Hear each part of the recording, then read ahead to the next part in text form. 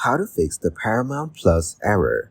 Hey guys, in this video, we will see how to fix the Paramount Plus error.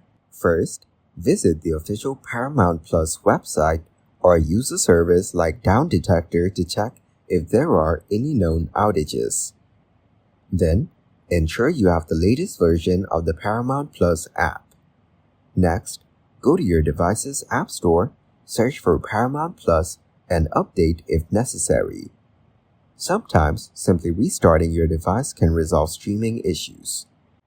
Then, make sure your internet connection is stable and meets the minimum requirements for streaming. You can perform a speed test to check your connection speed. If you're using a browser, clear your cache and cookies. If you're using the app, clear its cache and data from your device's settings. Uninstall and then reinstall the Paramount Plus app.